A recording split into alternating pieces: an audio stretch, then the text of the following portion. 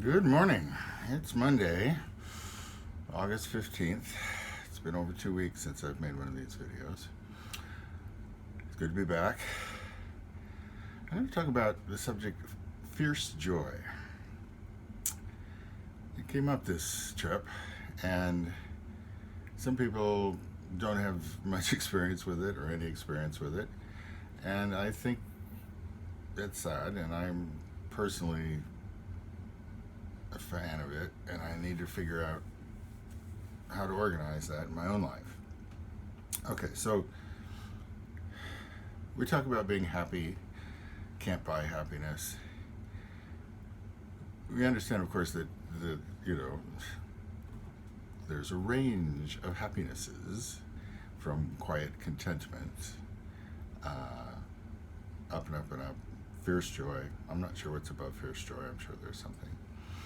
And in my life, fierce joy has come up in a group martial art setting that may be a little hard to explain to everybody, but basically it's this group that recreates the Middle Ages, and we can put 2,000 or 3,000 armored people on the field having a battle that it hasn't been choreographed, so we don't know how it's going to turn out, and we don't know what our roles are going to be.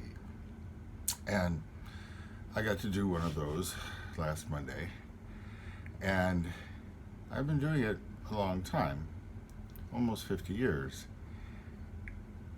And with the heat and the way the battle was set up, it wasn't really an opportunity for fierce joy. There was some happiness in being able to do it, but I wasn't fiercely joyful either about my personal performance or how the situation was set up.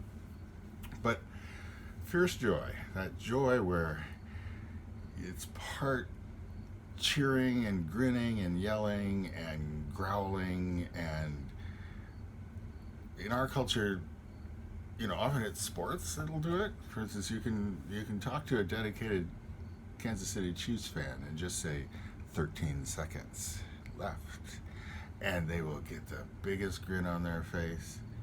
That was a moment of spectacularly fierce joy. Okay, well, you can't do that all day, every day, but it's really important to have something like that in your life and to have permission to do it, because one of the goofiest things about fierce joy is that from the outside it may look a little silly, because from the outside you don't really understand what the person is feeling on the inside. And one of the joyous parts of it is not caring what they think on the outside, that you're so happy you don't care what the audience thinks it looks like. So, in ceramics, in art, those opportunities for fierce joy still exist. Some of them are going to happen when you're completely alone. You've opened a kiln, for instance, and there's some particular piece that you were worried about that turned out fine or turned out better than you imagined. Or maybe there's some piece you thought was just going to be a dull thing, and then it turned out better than you imagined. You can also, if you're that sort of person, be motivated by money, which can be fiercely joyful if you happen to get enough of it, or more than you thought you were going to get. I'm recently adding bicycling, or bringing it back. I was a fiercely joyful bicyclist in my youth, and I have recently rehabbed a bicycle that's quite similar to that bicycle. It's also a Peugeot, and happily I can still bicycle. So, and my town is adding more bike trails all the time, so it's making it safer and easier, particularly for those of us who find no joy in emergency rooms. So, as you are plotting your life and the paths ahead, everyone has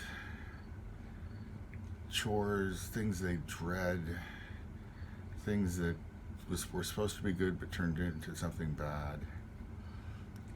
It's really important to find some context, accidentally or intentionally, where you can be fiercely joyful. It's part of what keeps us going.